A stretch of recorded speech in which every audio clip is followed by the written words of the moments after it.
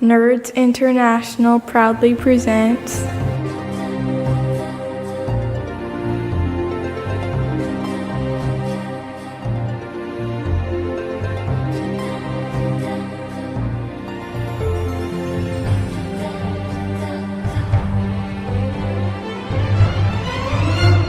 Welcome to the 100th episode of the Wild Eye Podcast. This is a podcast dedicated to Pinnacle Entertainment's Savage Worlds, aimed at beginners and veterans alike.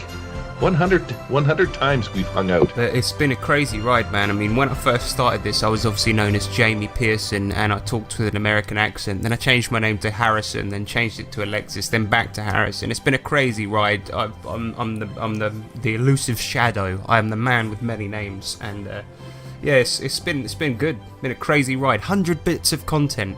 We do this for you for free, right? Unless you're a patron, in which case, you know, you're a mug. What are you paying for this crap? Wow. Yeah, 100 episodes and 3 years. So we start in our 4th year. No pod fading here, folks. Wow. Take that, Mom. All the people who ever doubted us, all the teachers at school. Oh, wow. It feels good, doesn't it? Yeah. No. Okay, then. Doesn't really feel like anything, dude. It's just another second Sunday over here. Yeah, it's weird, and people are probably wondering because it's actually episode number 62, but if you add up all the bonus episodes that we had for Kickstarters, for interviews, and the actual plays, well, it adds up to 100. So, you know, milestone here, and we'll keep going strong. I think we keep getting better and better. I mean, arguably. Paris kind of helped raise the profile a little bit, the standards. Did he really? Asking that question. Did he really? We had Clint come on and call us idiots because of Paris. Basically, yeah. And speaking of Paris, well, since he's living down under in Australia, there's some called time zone changes, time standard, daylight, whatever. Well, he's opposite of us, so because of that, it's just too late for him to join us, but we're looking at other ways for him to still be part of the show, because I know we appreciate his input, and a lot of the listeners have said the same thing. So yeah, for probably a good 6 months here, he's not going to be able to record with us on these Sunday mornings, which were Sunday nights for him. But yeah. Ladies and gentlemen, it is time for the news. The news is incoming. Prepare yourself for the news. News! And some announcements about the Nerds International Network and the Wild Eye Podcast. No, but a little bit of news here. So yeah, 100th episode. And also, well, by the time this episode is out, it's probably, I wouldn't say too late, but the Kickstarter for Savage Worlds, the new edition, the Black, but now known as Adventure Edition, October 16th. I think it's 12 p.m. Eastern time. It goes live for probably about a month usually. So if you're listening to this, you know, go check it out. I don't know what's going to be in the Kickstarter, but Clint hinted at some pretty cool stuff there. So check it out. Didn't he say that if you pledge $1,000, he'll come to your house and have dinner with you? For $1,000, it better be more than dinner. I hope so. Adult hugs. That's not quite what I was thinking, but you know, I'll take hugs if I can get them. The Adventure Edition, when it comes out, what is the biggest to date Kickstarter that they've had? 60,000 for Rifts? What was Rifts got like almost $250,000 for Rifts. That is ridiculous for that. Was Rifts the big one? Yeah, Rifts was the biggest one. They've had a couple at 60 or 80, but Rifts was the biggest one, no doubt. I'm just kind of curious to know how much this is going to go. I mean, I think a lot of people are excited for some new rules and a bit of change. And who knows, depending, I guess, on what they pump out for products or materials with this Kickstarter, maybe this will be the actual biggest one, because if they're just selling books for $10 as opposed to box sets for hundreds, well, the books are going to be $30, I believe, right? 29 something. Yeah, $29.99 soft cover and $39.99 for the hardcover, and PDFs are going to be $9.99. So at least we can still say that it's only $10, but not for a printed copy anymore. You know what? Yes. I was excited, as you say, for a couple of rules changes, but every it seems like every day new rules changes are coming out, right? And there's so many. There's so many. I'm so confused. I think I might just stick to deluxe, because it's confusing. I'm too stupid to keep up with all of this stuff. It's like now, I don't know, magic works differently. The artwork's going to be different. The page numbers are going to be different. I mean, all of this stuff. It's too confusing. It's too confusing. I think I might even go back to the previous edition even. Yeah, I hear you. I mean, I was expecting just a few minor changes, probably something a lot like what was in Flash Gordon, but turns out there's quite a bit more that's changing in that. Scares so me. Yeah, well, we'll see. If it's that bad, then there won't be a Wild Eye podcast anymore, or maybe we'll just be Wild Eye podcast deluxe Grognard only edition. Yeah. The deluxe edition. So yeah, I mean, what I did is, well, I think Harrison suggested it, ask me anything. So I put out the questions to our listeners and patrons to ask us anything, Savage Worlds or related or not. So yeah, it was great response. So thanks for that. We're going to do that. And Harrison's got a treat for us. I know it's been requested many times that he records the new Sandwich Worlds, but he did some different, and it's actually very good, brilliant, very funny. So we'll have that for you guys as well. So stay on the edge of your seats, listeners, because Jesus, this is going to be it's going to be a wild ride. It's not. Don't get too excited. So yeah, just a shout out to everybody that's been on the show, and of course Jamie and Blaine for starting this show and handing it over to me.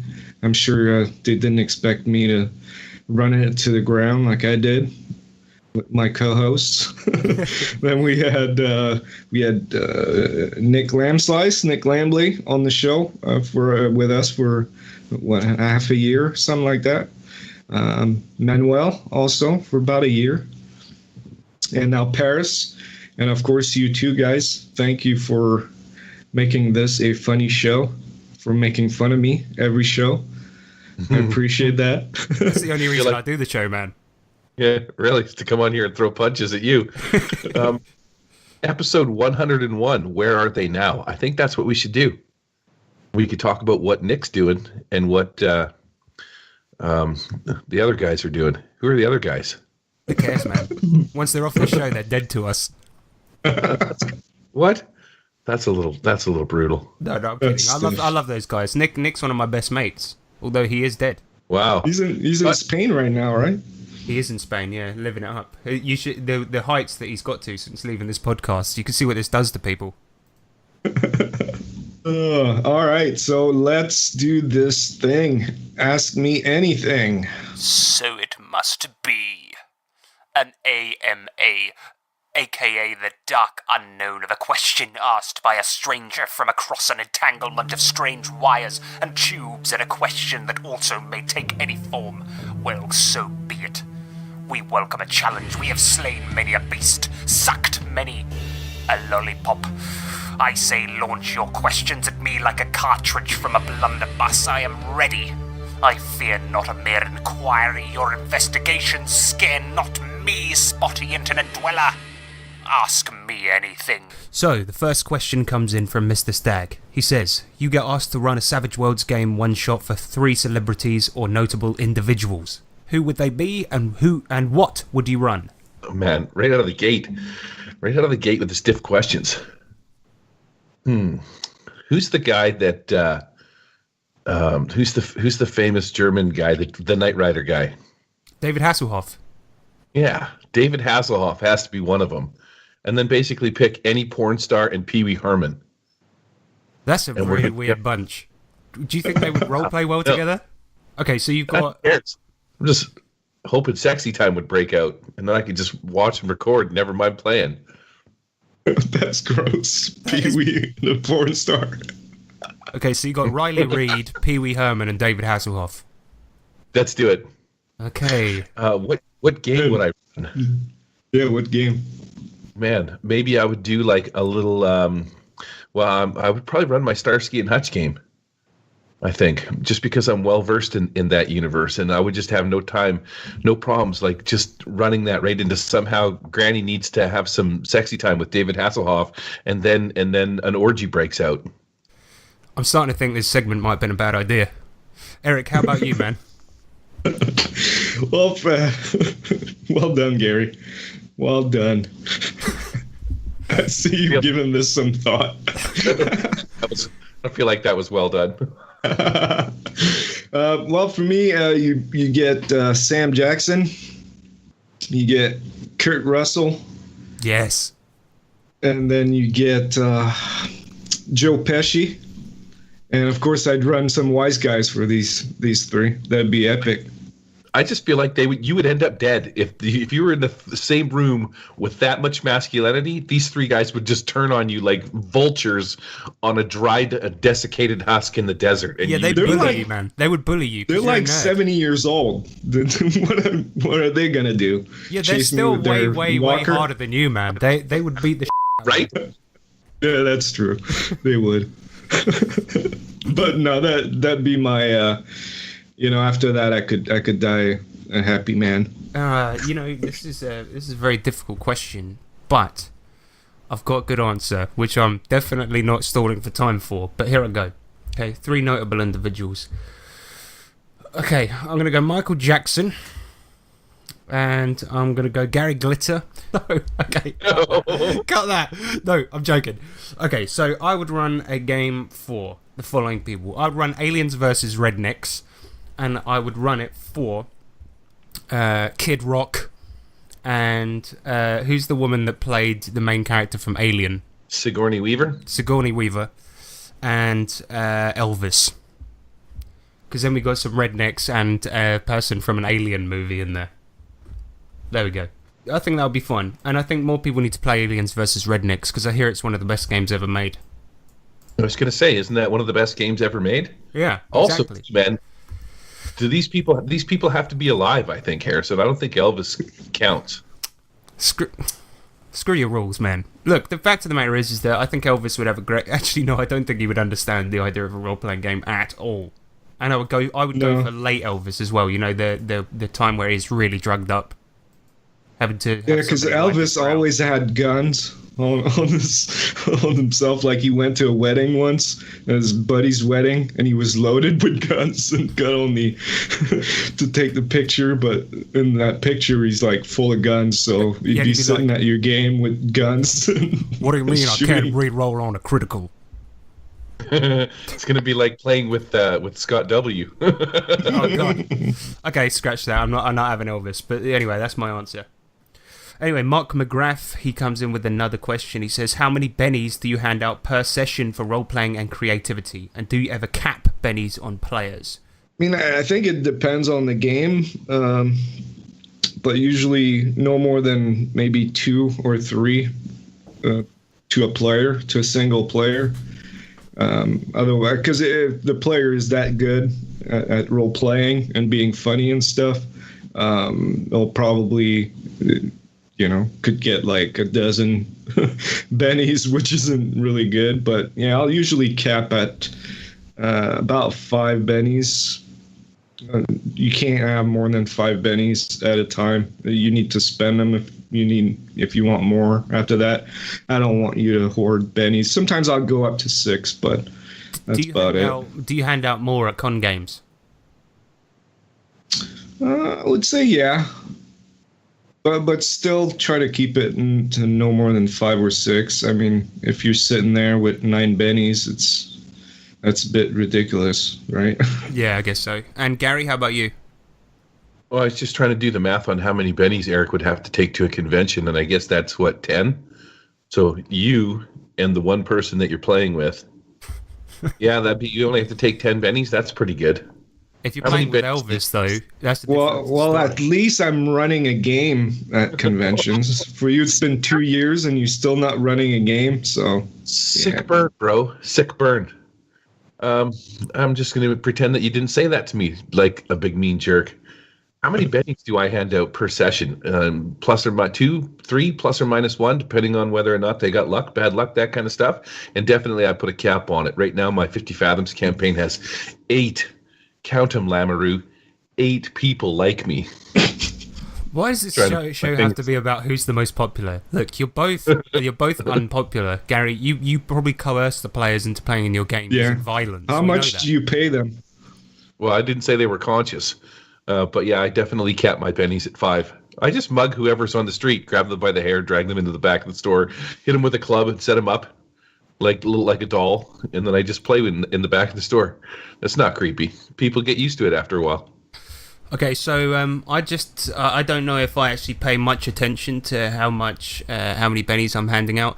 I tend to hand them out for whatever's appropriate for that game. If it's like a horror game and people are doing good role play, playing their characters' hindrances, playing scared. Yeah. If they're actually role playing like they're scared. Yeah, if they're rolling on the fear table and they're being scared properly and things like this, or if it's an action game and they're doing daring stuff, then I'll give them bennies for that. And I tend not to cap them, but if I notice a character's hoarding, like Eric, I won't give out bennies for to that person because they're just hoarding and waiting for the last boss fight.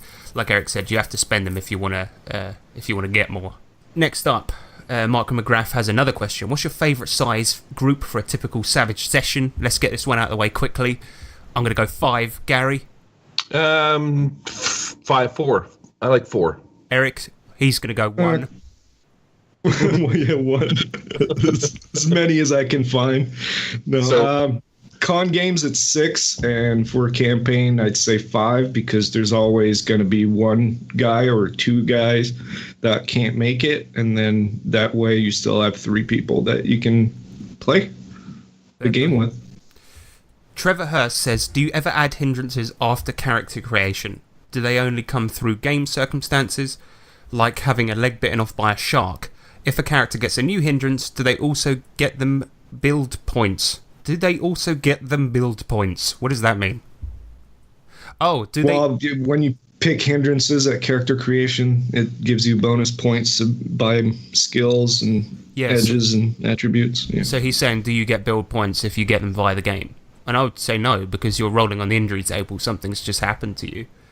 But yeah, I add hindrances after character creation because obviously you get them via injuries and stuff. But the other day I was playing in Gary's game and I was playing a character and realised I didn't like the hindrance I took, so I changed it about 10 minutes in to fit something I was doing during his game where I was being a bit of a dick.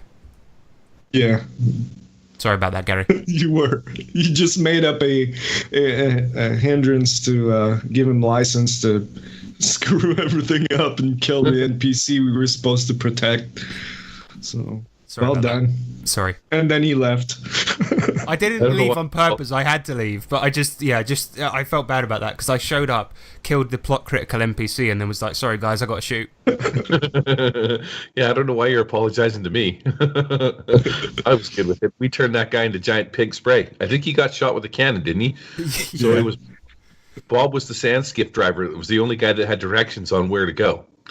So you decided to roll in there. Somebody shrank Bob down to a small, like, baseball size. You threw him up at a magic user that was trying to kill you, and then he unshrunk, and then somebody shot him with the cannon. I did. And turned him pink mist, and then you're like, I gotta go.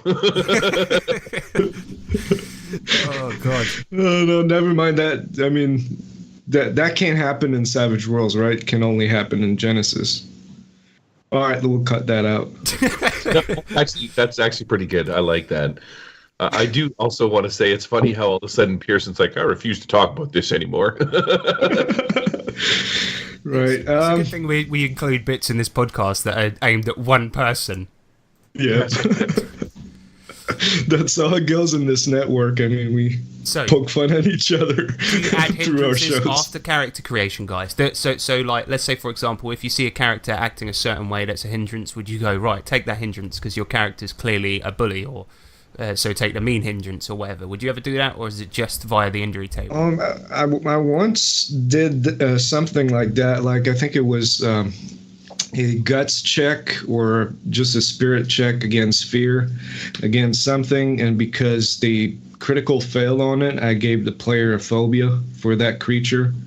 So phobia is one of those that I add on later. Also, it depends on the player. If the player is really into role playing, and I notice a pattern there where they always role play a certain way, and it's fitting for a hindrance, I'll add it. There's also a mutation. When you and I played the Warhammer campaign, Harrison, and I think. As a result, you got a couple hindrances from getting mutated. So it's not just something. Injuries. Yeah, I drank, was it silver something? I can't remember. It was Warpstone. Warpstone. Yeah. And there's this really cool thing that you can get. It's on Drive-Thru RPG. It's a mutation deck. And that gives you a hindrance. It's like a full deck of 52 cards. And you can pull one. And it gives you a mutation that's a hindrance, and then if you take the mutation mastery edge, you can turn it into an edge. So like, let's say for example, well, what happened to me was originally I was blind, right?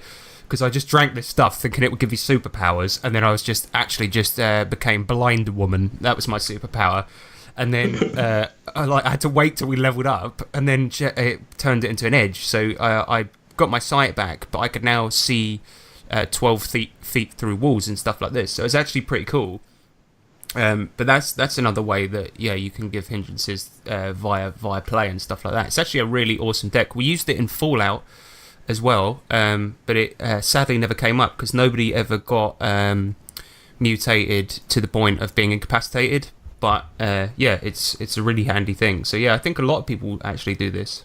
Gary, how about you? And no bonus points for it after character creation. You shouldn't get any more points. I mean, you could if you wanted to, but I don't do that. It's a bit like babying people, isn't it? Well, we're not about telling people how to play the game. We're just, whatever way you like to do it. Rules as per written say that when you get your 4 points and that's it. They don't say anything about other stuff. But hindrances after character creation. What about wanted or enemy? I like those ones out. In fact, my 50 Fathoms party buried some guy, Stumpy Pete, up near Stumpy Pete's treasure. So I'm thinking, and they didn't kill him; they just buried him alive. So maybe Stumpy Pete's coming back, and somebody's going to get the enemy hindrance. That's one of those ones, though, that they wouldn't know it until it became apparent to them, though. But they might have it in secret until it's like somebody comes up and goes, "By the way, there's a bounty on your head." Yep. Rumor has it. Somebody's looking for you by the name of Stumpy Pete. And they're like, who is that guy again? You just walk into a town and you see the wanted poster with your face on it. That's perfect. Yeah, that's awesome. So Trevor Hurst, no, that was the one we just read, so ignore what I just said. Sid Andrews, he says, what's everybody's favourite candy bar? Whenever you're ready, guys. Gary, go ahead. Reese's Peanut Butter Cups. Sign a brother up. Last year at the con, I bought like a 4-pounder. Do you remember that bad boy? Thing was Oh man, those are so difficult to eat though. My mum once sent me one of those from America, and it's like it's too big, man. The gigantic one. You don't eat it. Lay in the hotel bed with it firmly pressed against your naked chest and just let it melt all over you. And then you just smear like the juiciness onto your hot sizzling chest. Every time I speak to you, Gary, I get more and more worried about the fact that we're sharing a hotel room this year. This year, it's going to be on you. Don't worry, Eric, how about you? That was gross. Well, my favorite, I actually miss it because I can't find it here in the U.S. It's just in Canada, and it's called Mr. Big. And it's like a foot long. It's dark brown. Oh, yeah. Oh, goodness. It's like we still talking crispy about candy rice. Yeah, crispy rice covered in chocolate. And it's just the biggest candy bar out there. It's so good. Mm-hmm. Right, Gary? Uh-huh. Yeah. His name was Mr. Big. I miss it. Yeah, I can't find it here. So over here, I guess it's Dove chocolate. I like dark chocolate, so just plain dark chocolate. That's such a boring answer. It's good. Actually, I've got a pretty boring answer. I like Kit Kat. Do you guys get Kit Kat? Yeah, they're good. I like them. Give me a break. Give me a break. Break me off a piece of that Kit Kat bar. This podcast is not affiliated with Kit Kat, but Nestle. there's a challenge. You know the four finger Kit Kats, where if you can fit one of those in your mouth sideways without breaking it, I can do it. We'll see that at Con-Con. I'll do it for $20. All this candy bar talk's getting me aroused. Eric likes Mr. Pig. You can take 4 fingers in your mouth.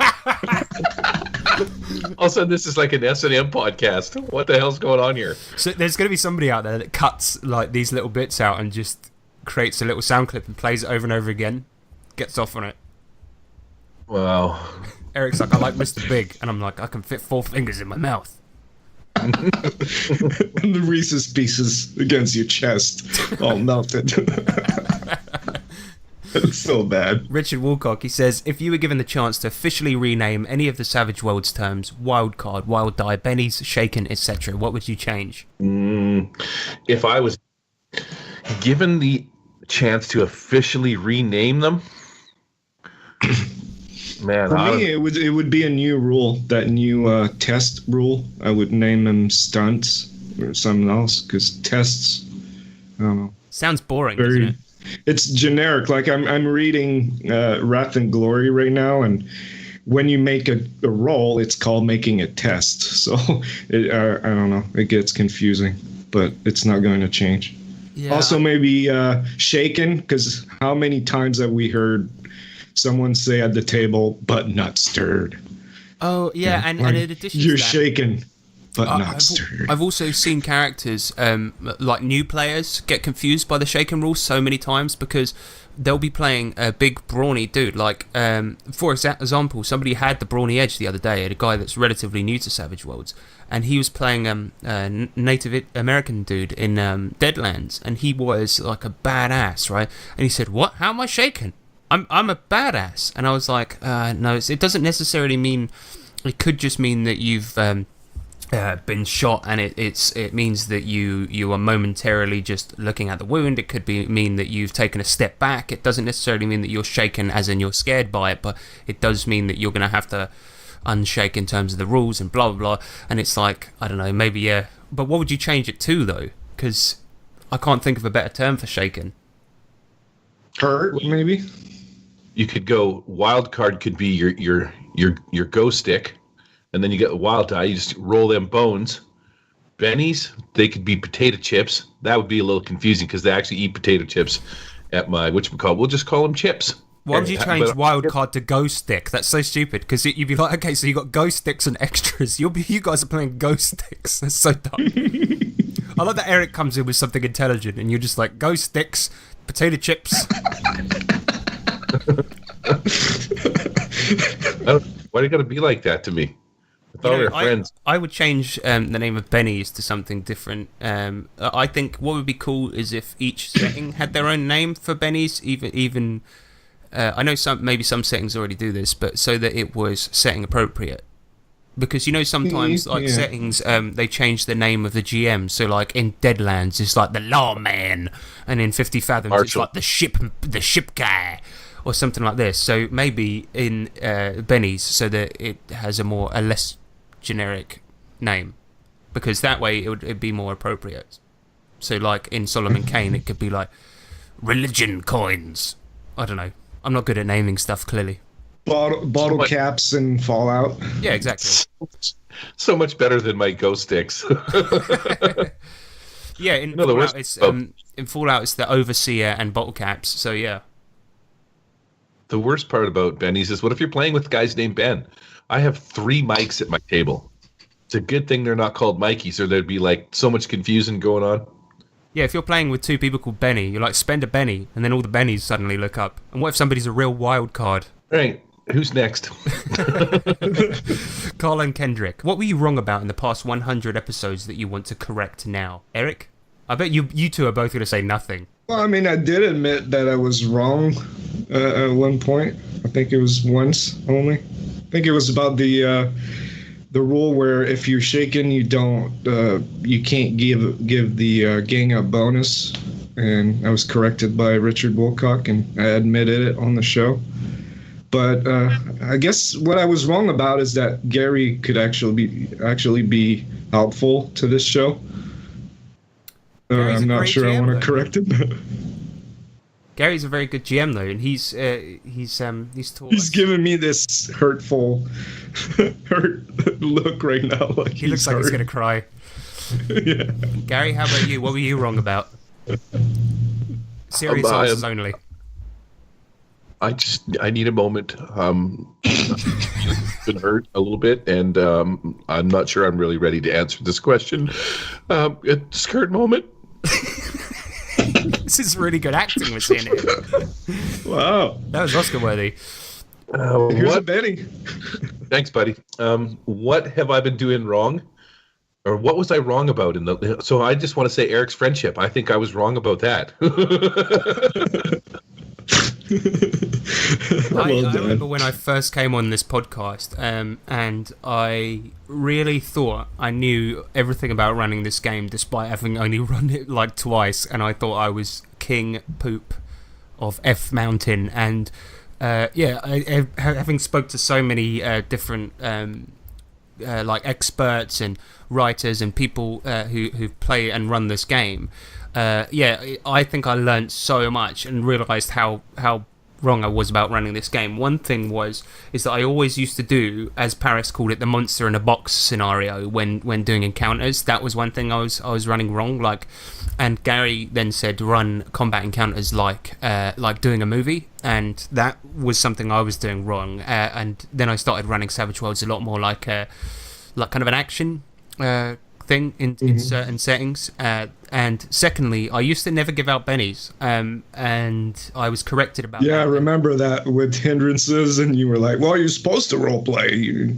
Why do you need hindrances to roleplay?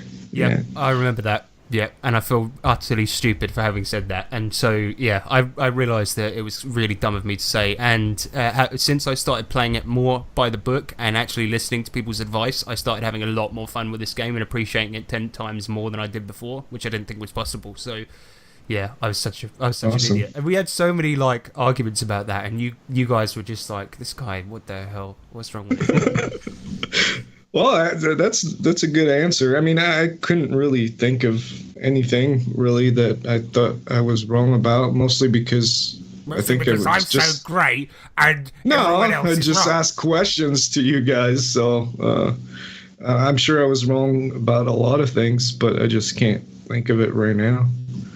You don't episode really believe that. Episode 101.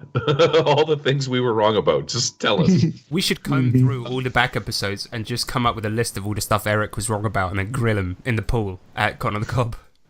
Let's do it. It's really cool about your answer, Harrison, and it's the one thing that I usually say, or it's kind of like how I feel about Savage Worlds is when I first started reading it, I must have read the book probably 5+ times. And every time I read it, although I never had played it, I was just reading the book. It just seemed like the more I figured out how they were talking about how to do things, the better the book got. Like if I was just to skim through it the first time, it would have been, okay, I sort of get the gist of things. But when you start like really diving into the details of how the dice are rolled and the game's played, for me, it just got better and better the more I actually played it the way that they intended it to be played. And I just find that's a weird thing with Savage Worlds. It's like the more I learn about it, the better it gets. It doesn't actually get worse. Yeah, although there are. That's why I love playing this game so much. And I remember at Savage Con, and ShayCon, the two Savage Worlds conventions that I went to. I played in so many other people's games, and at that point, I thought I knew how to run the game, and as well meeting you two and so many other people on Nerds International. I thought I knew how to run the game, and then every time I play it with somebody new, I'm like, holy crap, I pick up something new about the game, and I'm like, this game just gets better and better the more I play it, and that's why I think it's become my main game.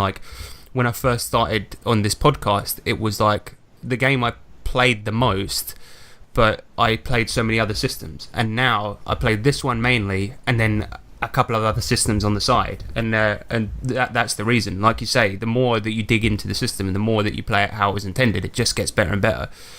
And that's why it's awesome. And so I've been wrong about a hell of a lot of stuff, and even like dramatic tasks. When I first run one, I was just like, what's the point of this? Like, it just extends stuff unnecessarily, but actually they're so exciting, and they can add such awesome story to games and stuff. Like the other day, this is kind of going off on a tangent, but the other day I was playing Deadlands, and it was hilarious because we had all of these guys just started a fight in a town for no good goddamn reason. And they were trying to basically escape out of this shop while it was being overrun by people, and they were just shooting them, throwing bottles, stabbing them with pitchforks, all of this stuff, and they were trying to get out of there. And the cool thing is that then after the dramatic task failed, they got captured and put in prison, and like that just completely turned the story on its head and changed it into something different. And like those like little mechanics make the game what it is. And before I was just like, aren't we just extending a skill check for no reason? And it's just like, nah, you're so wrong, Harrison, you're an idiot. So next up, Carlin Kendrick says, if you could make Gary as a Savage Worlds character, what stats would he have? Gary's shaking his head here. There's no way this is not going to be offensive. Well, to me, there's only one thing that stands out. It's D4 and Vigor. Gary's always ill. Oh yeah, he's built like a Mack truck, but he's always ill. Yeah, he also. And look at me, I'm all scrawny and stuff, and I haven't been ill in like 2 years. The amount of time as Gary has the liquid poops, he's telling us about it constantly. He's like, oh, last night I ate a taco, and now my butt's like a waterfall. I didn't tell you what happened at Thanksgiving at my sister-in-law's house. See, again, it's all the time, man. Every week. Every goddamn week. Oh, man. I hate my intestines. That's all I'm saying. I have IBS. I don't know. I've never been to the doctor for it. I just go with the flow, so to speak. Flow. Is it okay to talk about this on the show? Okay, he's shaking his head. All right. You're going to have to imagine what happened, listeners. Right, next up, Matthew Jones. He says, 100 episodes. Which episode was your favourite, and which episode was the worst? We'll start with you, Eric. Oh, boy. Well, there are two for me that stands out. I mean, after 100, I've probably forgotten about a couple others that I thought were really good, but the dramatic cake episode with Gary running us through a dramatic task, that was so much fun. We had a lot of fun during that episode, and to me, it's funny because there's all these YouTubers and bloggers that want to, get it right about teaching Savage Worlds, and Gary just showed probably everybody the most important part of Savage Worlds, and it's to have fun.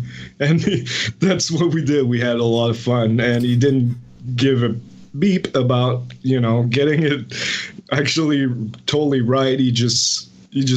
We just had fun, except for Manuel, that looked like he wanted to get out of that the whole time. But yeah, that one, and the recent episode with Clint. Clint has a way to explain things that make sense to everybody. Everybody can understand, and I think the light went on for a lot of people, including myself. The way he explained, why use edges instead of skills to define your character, it all made so much sense. And the worst, well, I don't want to say, because there was some people invited on the show that, and that would probably be the one, but that wouldn't be fair to say. Well, I don't mind, because I'm gonna bloody say it. So we'll go to Gary next. Which episode was your favourite? I didn't really give too much thought about this, but now that Eric mentions it, I think one of my favorite episodes was one of the first ones when I got to meet Christian Serrano for the first time.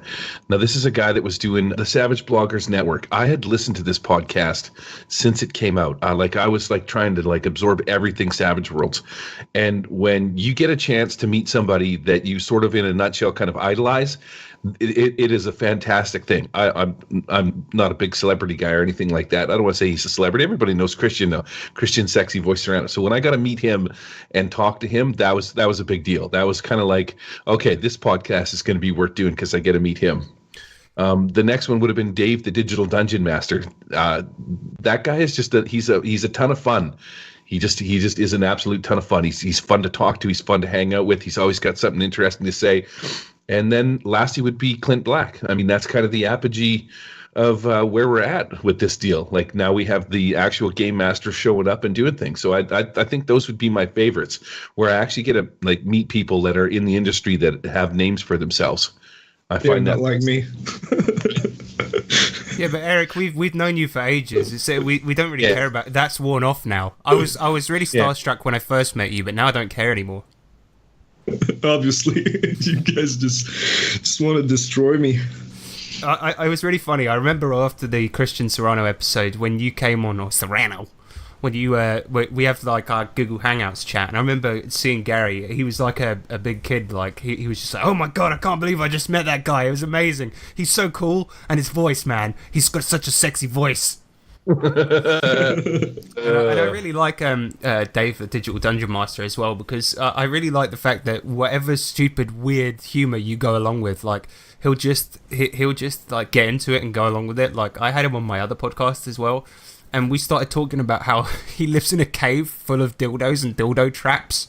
Maybe I'll have to cut that. But he was just like, yeah, man, it's non-stop dildos here all day, every day, man. We got them coming out the walls, we got them coming out the floors. And it was just like, he's so funny and just such a like really personable guy. So it was awesome meeting him. But as for which episode was my favourite, I got a couple. My first one was when we had I know that we don't really do the interviews anymore, but when we had Christian Nome on and we did the interview about the Titan effect, I thought that was a really, really fun interview. First of all, because the setting sounded awesome, but second of all, because I remember when we showed him the really dumb jingle that I did, and it was all about erections. And he was desperately trying to remain sensible and try not to laugh. I was just like, I mean, you can see why we don't do interviews anymore, but that was funny as hell. Yeah. And another like couple that I really enjoyed was the Lankmar game that Eric ran. That was awesome and really, really fun to do. And I also... the only time I did voices for my characters. Yeah, but they were so funny as well, because there was this like mingle bar person, and he had this really annoying voice that Eric did that was like, yeah, you forgot your scarf and all of this, and immediately all of us players were like, yeah, we killed that dude, and then we killed him, and then Eric was like, yeah, he dies immediately, and he actually said that, and then later on we're like raiding this warehouse, and the guy just comes back, and then so I cut into, when I edited the actual play, I just cut the previous bit where Eric said he dies back into that part of the podcast, because I was just like, Eric, you said he died, and there he is again, and he's like, you forgot your scarf. What happened there is, and I know you did that, but I said he was dead, and that was your character's perception of his current state. Nobody actually went to the body to double check that he had no pulse. So, and yeah, it was just comedy, really. Yeah, no, it was funny. It was really funny. And I also quite liked running the Kings of Convenience for you guys, because seeing you guys sitting on a living bench flying backwards through the air was funny as hell. So there's sharks involved in that too somehow. Yeah, you were flying through a cave, and there was cannons firing sharks at you guys while you were flying backwards on this bench that Eric was playing. What a campaign. What's wrong with us?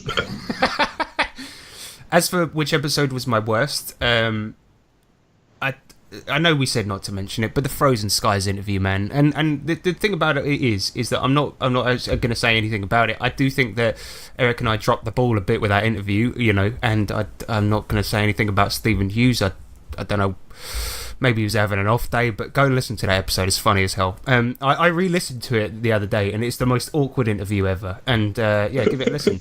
It's so awkward. Because the guy didn't really want to give much away about his product, I guess, because he wanted people to go and read the book, not to give everything away about the actual book. And so on the interview, it was like we couldn't get any details about the game out of him. And so Eric and I just descended into talking absolute rubbish. And we were like asking because his game was all about planes, and we started asking if planes could grapple in the air. and stuff like this. It was so dumb. It was so dumb, and it's like an embarrassment. Like, I wish we could delete that episode, but then we'd only be on 99 episodes, so... Well, we got a lot of feedback from our friends with that episode saying that we dropped the ball, and we did, but yeah, it was a hard interview, definitely the hardest interview I had to do. I did apologise for that as well, but it's so awkward. It was so hard. Anyway, Pete Jones, he says, what is the worst game you have ever run or played in? How about you? What's the worst game you've ever run or played in? Has to be Savage Worlds, I guess. Actually, no, it doesn't my Savage Rifts game. My Savage Rifts game. Eric's Rifts game. Wow, no, that wasn't actually the worst game that I've ever run or played in. I don't even know, man. You know, like the frig. I'm thinking. I just turned 37 last week. I started playing this when I was 47, Gary. 47. Did I say 37? See, my memory's been going. That's like almost 40 years of gaming under my belt, and you want me to remember the worst one I ever played in? Oh, you know what? See, I can't say it was the worst, but I remember back when I first started playing, and a big thing for me playing Dungeons and Dragons was just going to my buddy's house and arguing with them about the rules. I can't say that's the worst because it really wasn't playing a game, but the arguments that I would have over the rules and stuff like that. We would just literally go to his house, start playing the game, an argument would break out. That would be the entire session, was arguing some dumb point about how far like a torch would see in the dark. And then we'd go home, and that was how we... So maybe those games when I first started playing, I don't know. That's a tough one. Yeah, I mean, but everyone's got that type of experience, I guess, haven't they? I mean, it's because when you're kids, like, you don't... Nobody knows the rules, even the GM, because you're a dumbass kid, and you just don't... Nobody reads the rules properly, or they just try and interpret them in whatever that way they want, and it's just... It always ends up in arguments. I've got a mate, like, who... I won't... Actually, I might mention his... Yeah, I'm just going to mention his name. He's not going to listen to this, but my mate Phil, he plays mainly AD&D, and he's... You know what that's like. That's just argument central. And he's a little bit younger than me, so he plays with mainly people that are like 20 to 18 years old and stuff like this. And yeah, he said that he'll play a 5-hour session once a month, right? And 2.5 hours of that is just arguing about rules. And it still happens. And like the other day we played some Dungeon Crawl Classics and some Deadlands, and he said that he absolutely loved it because it's nice to play a game where no arguing happens. And I'm like, oh man, I couldn't even imagine that.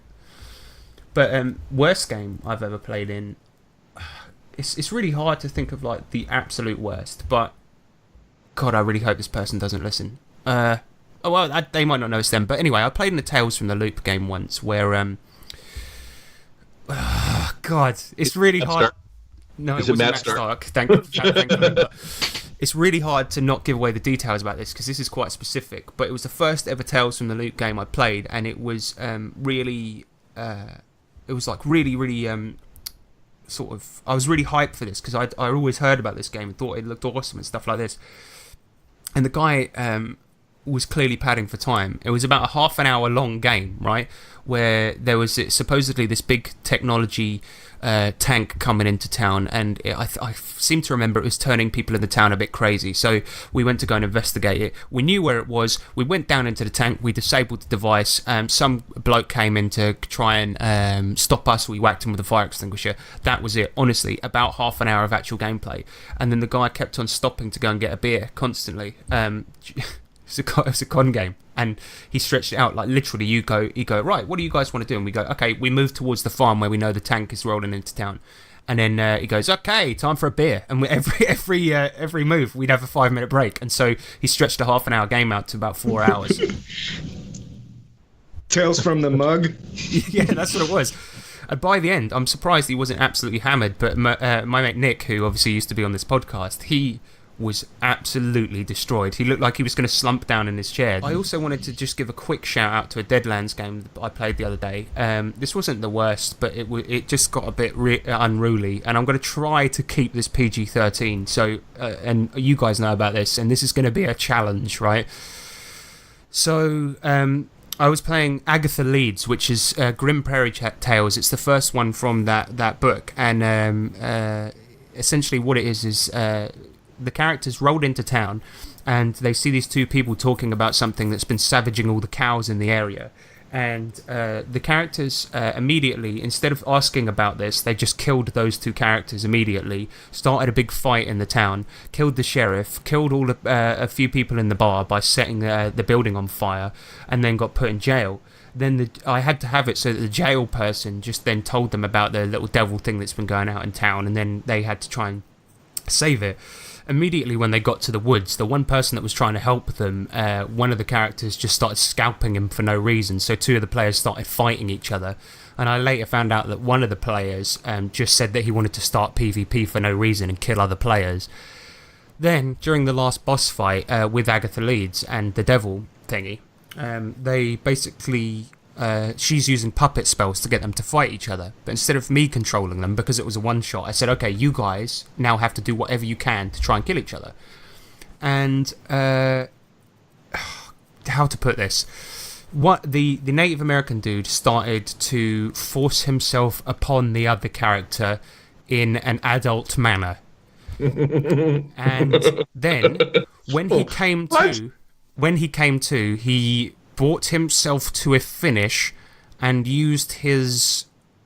flung things into the boss's eyes as an agility trick, and then proceeded to, after the boss was dead, even though he wasn't under the spell, continue the forced action upon the other player anyway. And then the one player who was new to Savage Worlds and new to this game, they just both forced themselves upon him to end the game. And this is why we have the X card. Yeah, I never thought I needed it, but in this case I was like, bloody hell. I mean, it was, I guess, kind of a laugh for a one-off, but I was just like, man, the story, I was just constantly having to be like, how can I just get this back on track? Because it was nutso. Like, the first thing they see is a guy trying to give them information on the very thing they'd gone there to hunt, and they just kill him outright. Yeah, well... This is kind of a funny question, because there's a lot of dumb things that have happened when we've been playing these games, but they've actually turned into really good memories. Like when I brought up Matt Stark, I was thinking about that really long map we had to run down. Yeah. But that's such a good memory. Like, he brought this map where we start at one end and it's literally like a mile of map down the other end, and you only move 6 spaces, but there's probably like 60 spaces to move down this map. But and you just like, you start making dumb comments and things are happening, but that turned into like a really funny, memorable moment. And there's so many of those. That's why the argument thing that I was bringing up is funny, because as a kid, having those arguments with my buddy Balfour is one of the greatest memories that I have. I have a lifelong bind with that guy because of these arguments. We're still friends today. But it's the same thing. Like when I was playing Pathfinder with James once, and he was GMing it, and he once pulled out a genie just to teach us a lesson, because he was trying to railroad us, and he was just like, we were level 2, and he's just like, right, a genie attacks you, and we were just like, okay, cool, and then we're like, okay, like that was kind of silly, but to this day we kind of dig him for it, and it's a laugh kind of thing. Like, it is a funny memory. It's not something I look back on and go, oh, that was terrible. It's like something we look back on and have a laugh about. Do you know what I mean? Yeah, it creates memories. Yeah. Well, worst game I've ever ran. Well, there's been a few, but one that stands out was when I first started GMing, and I think I mentioned this on the show before, so I'm just gonna mention it really quickly here. But yeah, we were playing Middle Earth role playing, and they were in Mirkwood, and that was around the time in the story, in the whole Tolkien story, that the Nazguls were around in Mirkwood, and I asked the party if they were while they were camping, they were setting up camp, and I asked them if you have a campfire going on and all that, and they said no, just we want to stay under the radar. And in my mind, it was like a choice. It was like when you played choose your own adventure books, and if you don't choose the right thing there, you just die. You just read a paragraph and you die. So I pretty much ran it like that, and told them that because there was no fire to protect themselves against the Nazgul, they came in during the night and just killed them, and that was it. That was the end of the campaign. And they were just looking at me like, what just happened here? So yeah, that was a dick move. Did you just start folding up your books? Pretty much, yeah. Campfire, you died. And you just pack up and leave. Yeah, and we used the Rollmaster rules, and in that game it takes like 3 to 6 hours or something like that and make a character. So we weren't going to play the rest of the night, but we didn't care. And then the worst one I played, and I'm going to try to scrub some names off of this, but it was like 2 years ago at a convention, and I was playing a low life game. We were supposed to be like 6 players, 8 of them showed up. Then we went to the restaurant to play that game, and we were all spread out, and I was opposite end of like 2 tables away from the GM. And I mean, I was expecting a Savage Worlds game, but we were given pre-gens that weren't really. I mean, some of them were like legendary power, and some of them just were good at making sandwiches and that kind of stuff. And I understand it's like low life, but and then because there were so many, and the GM was trying to cram probably a 3-session long adventure into a 4-hour time slot with 8 players, instead of rolling dice and using what's on your character sheet, we just played rock, paper, scissors. And that was back when I still worked night shifts, and it was in the middle of the afternoon where I'm usually sleeping. I was sleeping at that time, so it was one of the worst experience playing a game ever. Jesus. It was horrible. I'm so glad you didn't say that it was my game. Years ago, I'm like, oh, I'm still in. No, that was pretty bad. Next question comes in from SYDDDDDQ42. He says, do you like doing a podcast? Is it nice? Yes. Rob Tao comes in. He says, have you ever started with a setting you loved and found in use that it began to fall flat? Eric. Interface Zero. I really liked that book, reading it and then playing it. I just found that it was too much to handle, really. And I think I mentioned it a little bit before. That was one that fell flat. Another one that's not Savage Worlds related is Mutant Year Zero. Read that book, fell in love with that book. And then I played it and I found out that I just didn't like how you were supposed to play that game. And I should have just ran it how I wanted to, but the system is kind of built around running it a certain way, and with all these, building your arc and exploring and all that. It's like a hex crawl game, and I guess I didn't like it. Dropped it after 5 sessions. Thanks to people that tried that game with me. They did everything they could to make it work, but when your heart's not into it, it's hard to keep running a game. So I just dropped it. What about you? Well, Wonderland No More was one. I actually haven't run it, but I think it's one that I would pull a lot of ideas from. And I've used it twice in one shots. Actually, Kings of Convenience episode 1, I used a lot of stuff from Wonderland No More, and I also ran that exact same session, but with the kids from Stranger Things being sucked into a TV and put into that world. So I basically ran the same one shot. That setting is, so I have run it, but only in one shots. But my point is that I really was excited for that. I love Alice in Wonderland, but I don't think it would translate to campaign play very well because the world is too weird. Like in the book, it's like this world can just shift for no good goddamn reason. I'm like, okay, you could just take that out, fine. But the thing is that I think the world's too weird, too inconsistent, and I should have just known that going in because I've read the book like once a year for my entire life. But it's just like I don't get the point of it being a role-playing game. I love the original Dungeon Land adventure from AD&D and stuff, and I don't know what I was expecting from a big campaign setting, but yeah, that kind of annoyed me. And the non-Savage Worlds related one, Bubblegum Crisis, that I didn't like that. It's a cyberpunk setting set in the 80s, and fusion, yeah. The fusion system, it can suck my fat bottom, because the fact of the matter is that, yeah, that has a god stat in it. Put everything you got in agility and you will win the game. End of story. How about you, Gary? Setting that you loved that fell flat. I hate to say it, but right now it's 50 fathoms. Believe it or not. What? What?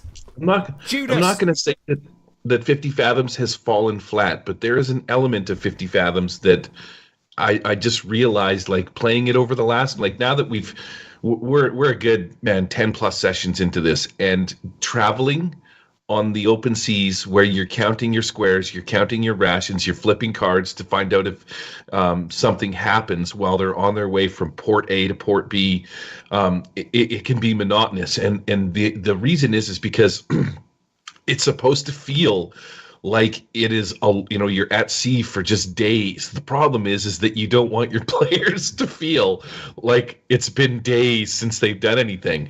And it's just a part of 50 fathoms that I just removed it from the game. We're not doing it anymore. If you want to go from port A to port B, I'm looking at the map. I'm saying flip a card or two, maybe, if something happens. If not, we're going. I found that when I do it by the book and I move the amount of squares and everybody makes their dice, I usually have 3 people rolling the dice. Out of the 8 people that are playing, that's 5 people sitting around with their thumbs up their ass. One guy fishes the whole time that we go. Somebody drives the boat, and then maybe a couple of people might want to roll for the rigging or something like that. But like, to get from point A to point B, it can literally be 7, 8 days, 10 days. And that's like 10 chances of something happening, and you flip a face card, and then all of a sudden there's like a side adventure they got to go on, or they're getting attacked by pirates. I'm like, man, the story can't continue at this pace is basically how I feel about it. So I pulled the plug on it last game. The sea travel fell flat. I'm just saying. Yeah, I mean, I don't think that element is really necessary. So even if you pull it, it's no big deal. I think it's there to pad the plot point campaign so that you can make it last years if you wanted to. But to just remove it, there's already plenty of, Savage Tales in the book and just the plot point episodes in there that you have enough. Because I know that you've got the random encounters in that, but what you could always do is roll like, okay, you're going from point A to point B, roll for 1 random encounter on the way, and okay, you encounter it at this point, and just, I don't know, make it up or whatever. Yeah, that's pretty much what I'm doing. The guy that fishes literally catches enough stuff to maintain the size of the boat they have. Because you can pull in some decent sized fish and stuff like that. So keeping track of just water or rations and stuff like that between ports, they got enough stuff on board that everything happens. And it's like, yeah, I think that's what I was shooting for there. I'm going to flip a card or 2, depending on how far. If they want to go across the map, maybe 3 cards, maybe, you know what I mean? But not every 3 to 5 spaces when they've got to travel 50 spaces just to get between 2 cities that are actually sort of relatively close.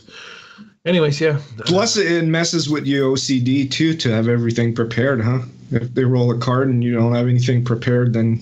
No, I haven't prepared. I've written all the random adventure encounters into the tabletop.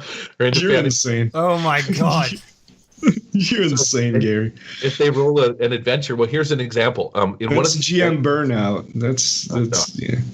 How dare you? I don't get that. How dare you? In one of the encounters, there's a really cool adventure where, it's late at night. Somebody's always got to be steering the boat because, that's a sailboat. They don't automatically go by themselves.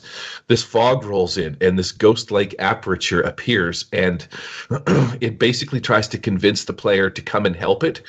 And so there's an underwater adventure thing that you go down to this sunken boat, and some stuff happens and some things. I built it all in, man. So if that adventure comes up, I'm ready to go. I've got the maps. I've got the underwater adventure thing plugged in.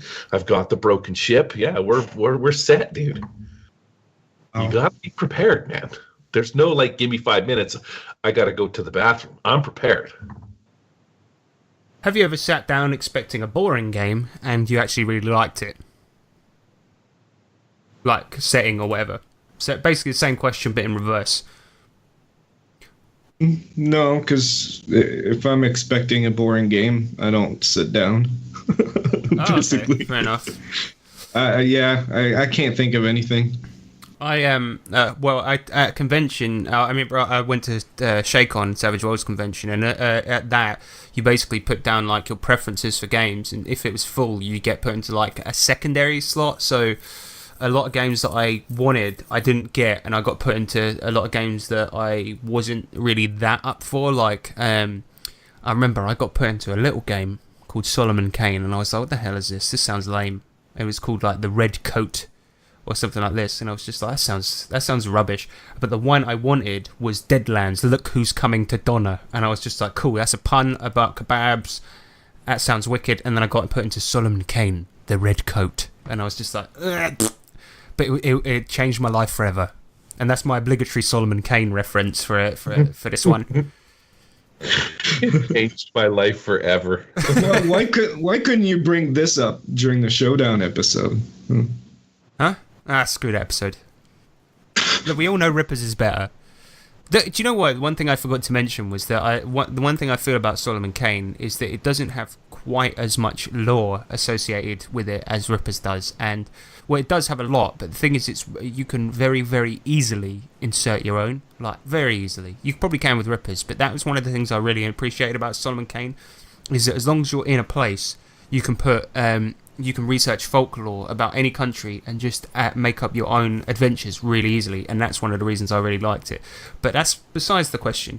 So I thought Solomon Kane was going to be boring as hell, and I really, really liked it. And additionally, a non-Savage Worlds one, Vampire the Masquerade, I thought it was going to be awesome, but it was super, super awesome. That's a great game.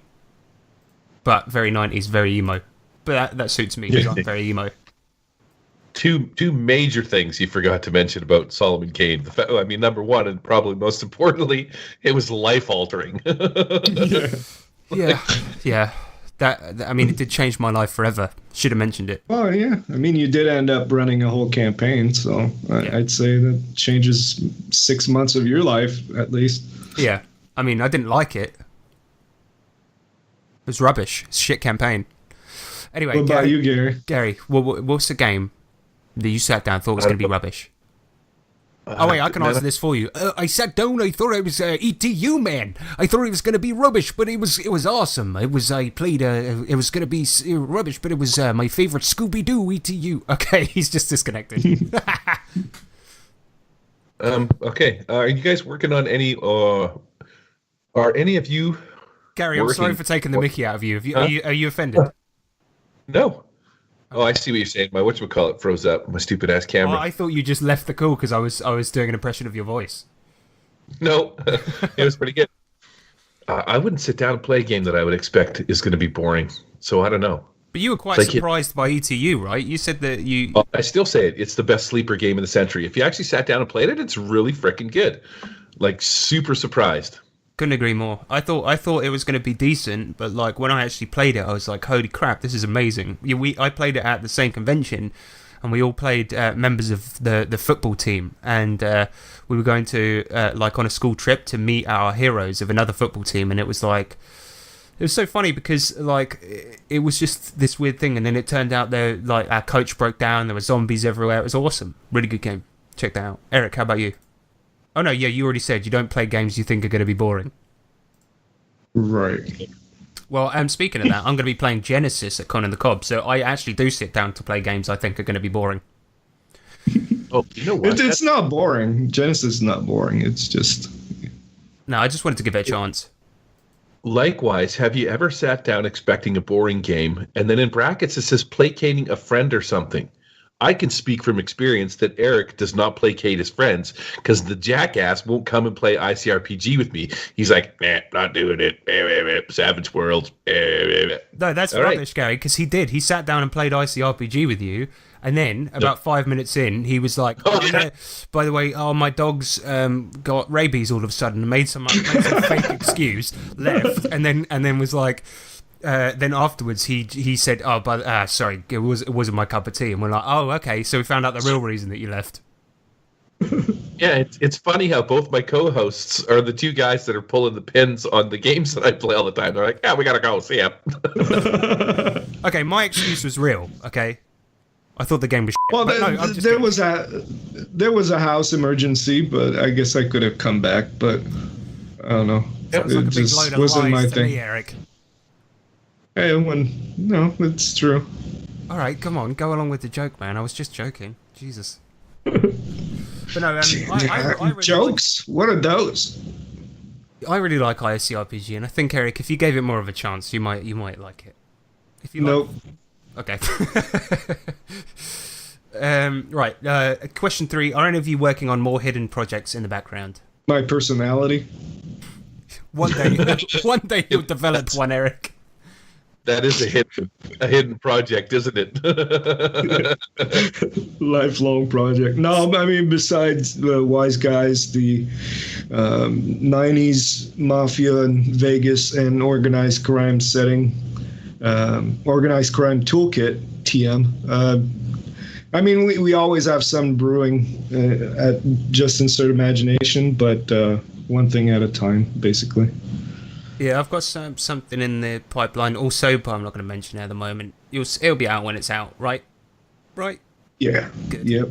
And last one comes in from Aaron Kangisa. He says, "Hi guys, long time listener, first time emailer. After thinking about Kings of Convenience actual play, I thought it would be cool to make a Quickie Mart setting for my group and have them fight everything from frozen Slurpee golems to Mountain Dew elementals. I want to use weird science, but I can't think of a good way to make it come about. I thought of toxic waste or maybe virtual glasses, but it seems kind of like a cop-out. Any help would be greatly appreciated."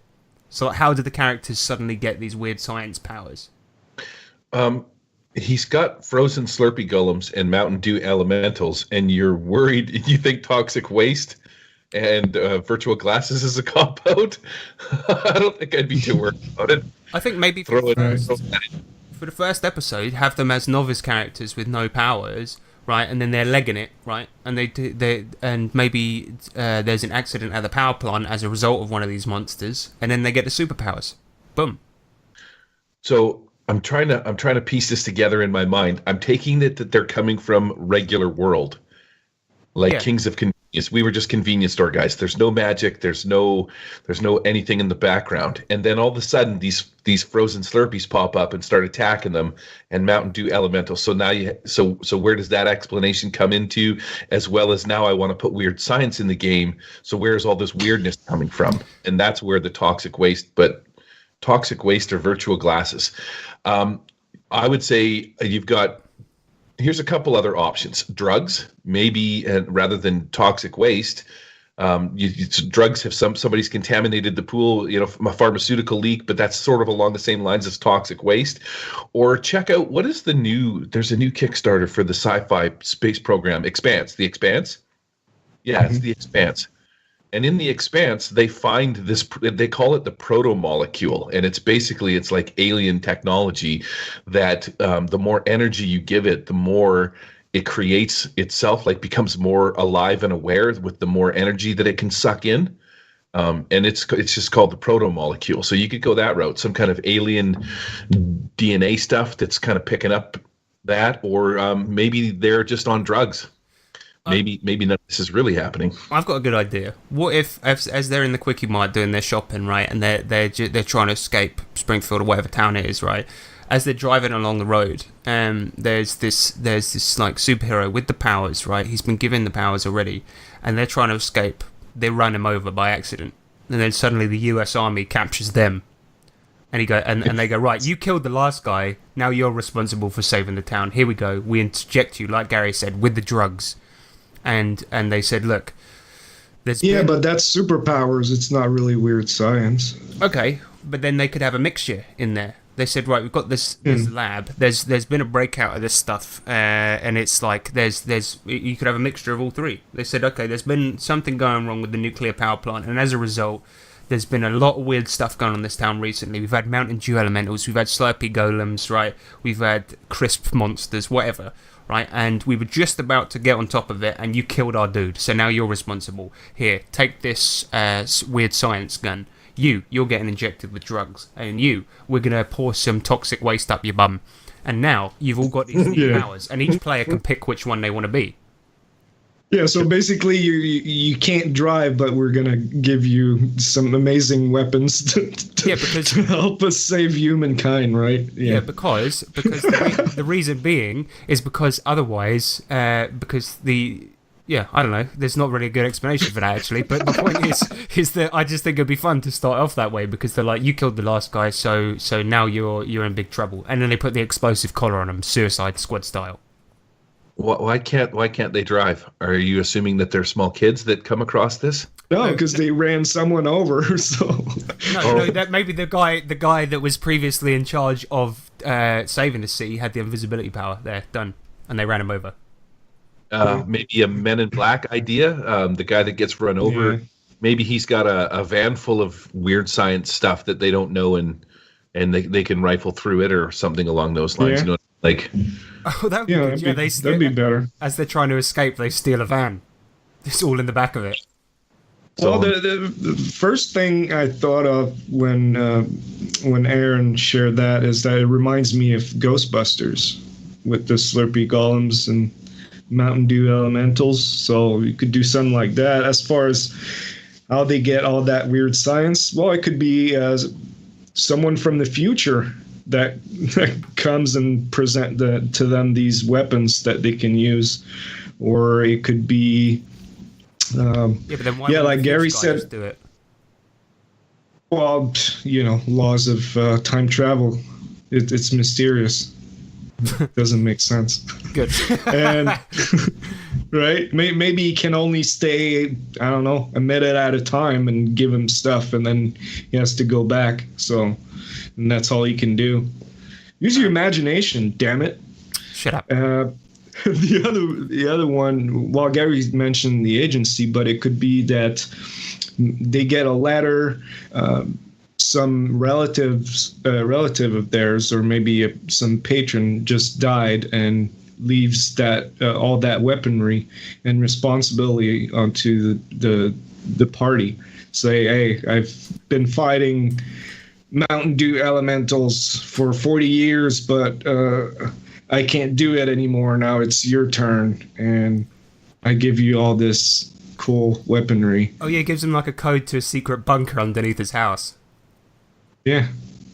What if it was your grandpa and you didn't know, and then your grandpa's the guy that you ran over? So now you have this multi-layered, you've killed your grandpa, but you have to carry on in his own name. And yeah, guilt you into doing it. Yeah, what would be really cool is if his grandpa was so smart that in his wallet he said, I always knew I'd be run over on this day at this time by you. And so I've written you this note in the eventuality that this would happen. So here's the code. Wow. There you go. We got there in the end. Right. So that's it for all the questions. I want to thank everybody for sending those in. You are really good people, despite all the rumours. And those convictions, we don't believe them, frankly. They were never proved. Yeah, thank you very much. There were some really good questions. We got to, over an hour answering those questions, and it was fun. And we learned some things, and maybe some things shouldn't have been said, but they were said. It's going to be some heavy editing. Episode 100, the episode you thought was going to be boring, but actually turned out to be pretty good. Yeah. It was more boring than you could ever imagine. But next up, guys, recently I went on a bit of a journey, and so let's go on that journey now.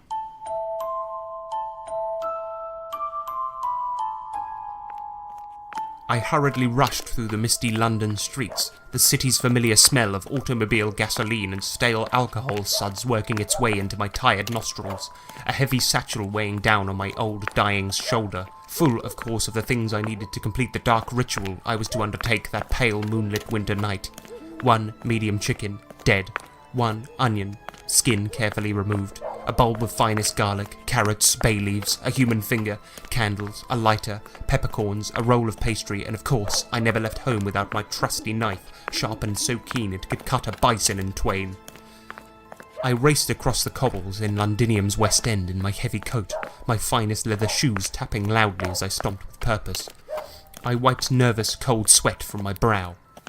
I was headed to the monolithic establishment we proud Brits call the Great British Library to forsake a world I once called my home for some 20-odd years. A world of comfort that a great earl in the district of Dover once gifted to us for naught, No fame, no greatness, nothing, simply so that we may know the same joy he had when he first bit down onto a filling between 2 slices of finest bread and wept a tear of pure joy. But no, that world was nothing to me now. I was to leave it behind, move on to something more, something far bigger, greater, something darker.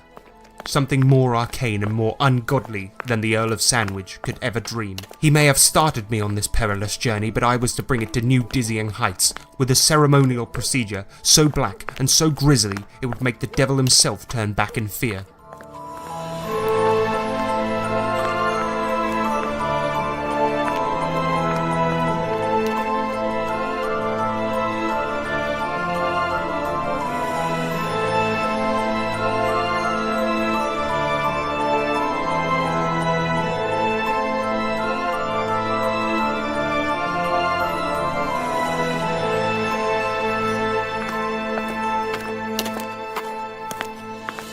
I came to a halt outside the great oaken doors of the library, taking a cursory glance at my surroundings. The street lamps adjacent to the immense stone construction revealed no onlookers.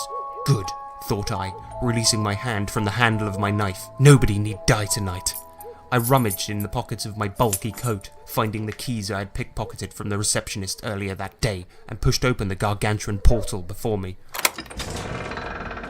Whereupon I was met with a maze of shelves and tomes of ancient and modern origin, all stretching on far within. I left no second unspared and immediately bolted inward, closing the door behind me. These books were not my target, so I simply hurried past the wooden shelves, my footsteps echoing in the marbellium flooring. I was to make my way to the stacks, the unseen books kept away from the prying eyes of the cretinous public. The stacks, or the dark unknown as it was often called, was not made obvious, but of course I knew exactly where I was to go. A left, a right, then another left, through a door, down a set of worn, uneven stone stairs, and then finally through a metal-grated door rusty with many years of age. It was an easy task indeed to force the door. One swift boot and my fine leather shoes made child's play of the pathetic rusted old lock. And there I was, the stacks. I flicked my lighter on. My ocular organs regarded piles upon piles of old tomes bound in leather, wood and steel, papyrus and old scrolls carelessly piled on top of one another in a concrete crypt as large as a cathedral and as dusty as a tomb. I walked carefully, clutching my lighter as carefully as a naked man climbing a barbed wire fence, looking for one tome I needed to complete my shadowy rite. And as I paced carefully around the masses of texts, I saw it there, impossible to miss, like a black hole sucking in all light from my Zippo. It stood alone, not in a conglomerate of other books, but like the Colossus of Rhodes, it stood upright, powerful, mighty, and demanded my attention in the middle of the floor.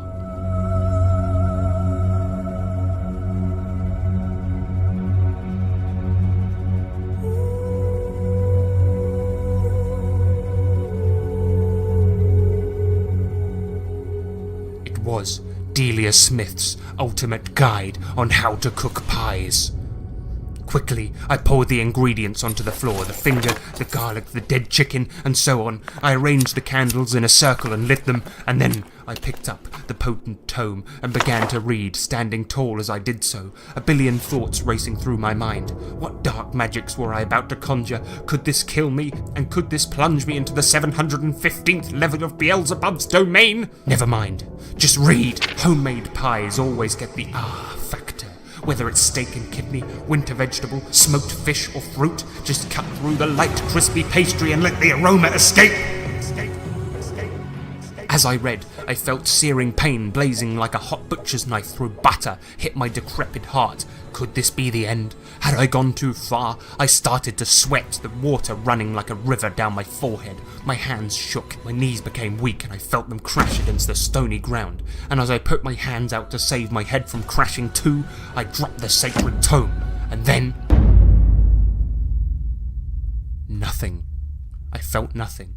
I saw nothing. Sheer sensory abandonment. I was alone. My very bodily functions had vacated my mortal soul, and I was merely a consciousness in a sheer space of obsidian. "Ahoy, hoy!" I called out. Nothing. Although I had no sense of time, some long stretch of time, like 5 minutes passed, and then I was visited by a strange shape. It was pure white, rhombus-shaped but with a domed top. "Greetings, sir. I am a chicken pie." And its true form was revealed. "I am the god of all foods. I have come to bring you to the zenith of all culinary experience. I thank you for reaching out in the way you have done. Not for 6,000 millennia has the ritual been completed, and now you have been so brave. As your reward, I will teach you the champion of all chicken pie recipes."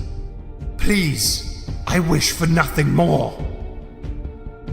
And with that, a beam of brilliant light flashed from the figure into my soul, and I awoke in my manner once again. And so today I bring you a chicken pie recipe.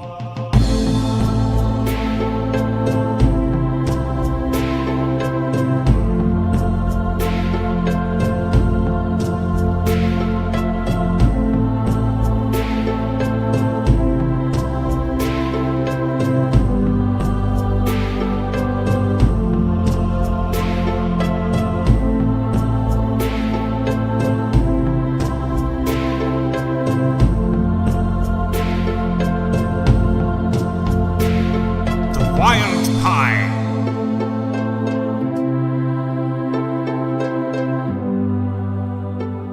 Boil a dead chicken with some chopped carrots and a clove-studded garlic bulb for 45 minutes. Keep the cooking liquid. Cut the meat into chunks. Remove the garlic flesh from the garlic and blend it into...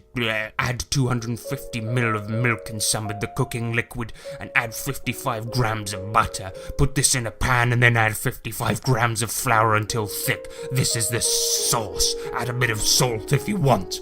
Put the sauce and the chicken and the carrots in an oven-safe dish lined with short crust pastry that you bought from a shop or made yourself. Who cares? Make a lid out of pastry, bung that on the top, bake in the oven until you like how it tastes.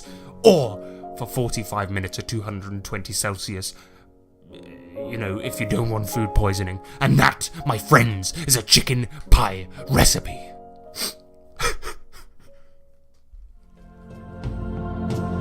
Wild pie.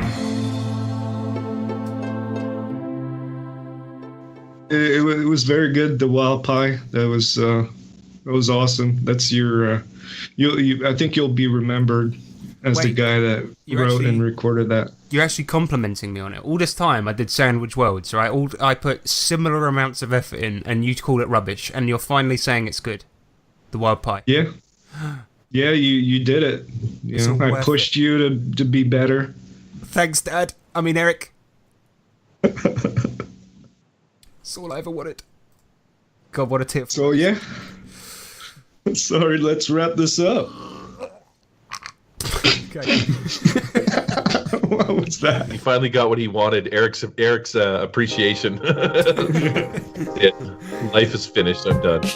Yo, motherfuckers, you all best back up. I always got a gun, I always come strap up. This ain't a game of pool, it ain't no time for no rack up. It's the motherfucking time for the motherfucking wrap up. Anyone who disagrees will get smack up. See me back in school when I shouldn't have learned to add up. I found a gun on the floor, instead I picked that up. Anyway, sorry, I'm motherfucking back up. What I'm trying to say is it's time for the wrap up. Yeah, this one goes out to all the ladies and all the men out there. Everyone in the front row, grease up. Yeah. All right, so that brings us to the end of another episode. So, yeah, do you guys want to plug anything? Gary, the Murder Hobo Show, what's that all about? Wrap up. Yeah, it is a show where I talk about things, stuff, this is and that's. Whatever comes to mind. Essentially, ICRPG, world's second greatest game, possibly the first. That has yet to be determined because Eric has yet to play it and give his determination on it. And then Savage Rifters, which is another fantastic setting.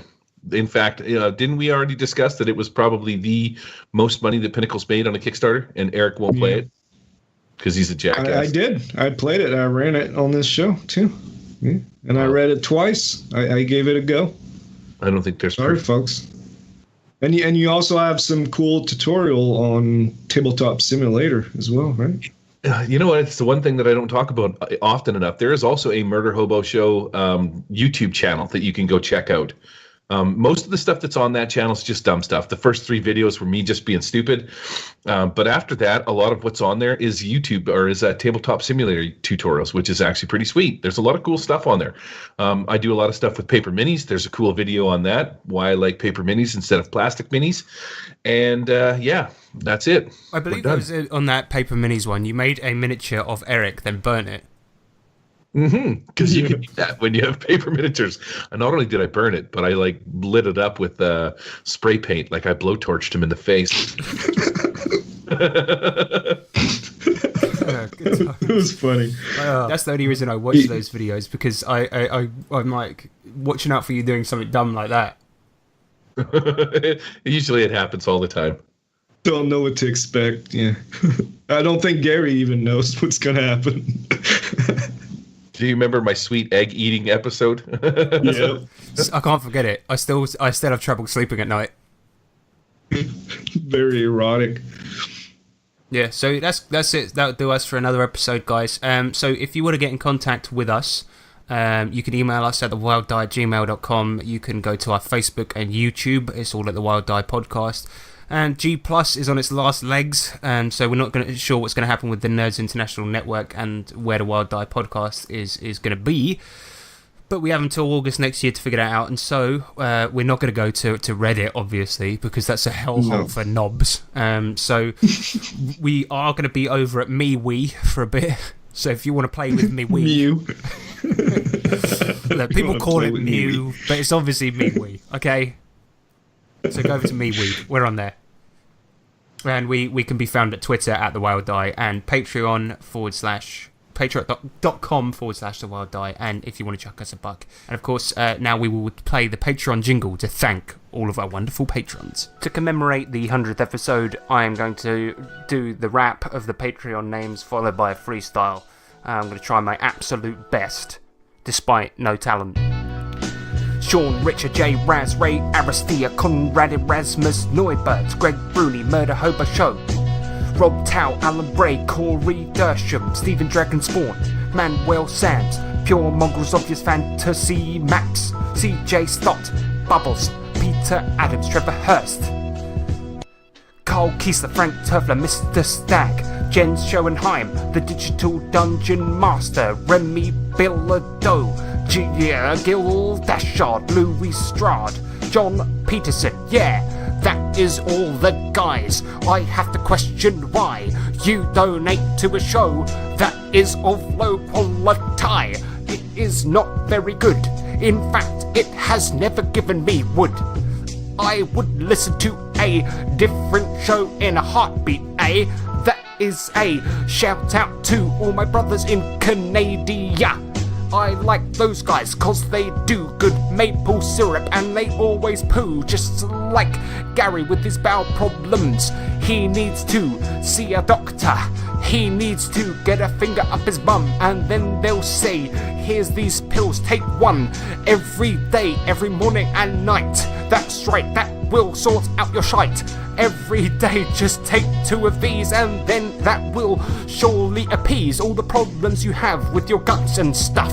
That is right, Gary, now get out of my office and don't look at that woman's muff. Sorry for saying that, this is supposed to be PG-13, I'm a twat. I shouldn't say the things that I do on this podcast, but I so frequently do. Yeah. So we got a new patron. Sweet. The sexiest man alive. Trevor Wow. Hurst. Oh. Action movie star. He's pretty good. Thank you, Trevor. Let's hope for the next 100 episode. 100 more. 3 years in. Another 3 years, why not? If I know, I'm looking forward to finding out all about the new Savage Worlds new edition. I think that's going to be interesting to actually learn a lot now, which is what that show has always been about, to learn about Savage Worlds. And I think in the coming months we're going to learn a lot. We're going to schedule a lot of episodes on the changes, new rules, that kind of thing. So Boring. Yeah. So this is Eric saying, grab your sword by the balls. And this is Harrison saying, grapple the skies 100 times. Yeah, man. This is Gary saying, keep your pants on, keep it fun. Thanks, everybody. We'll see you for episode 200. We're out.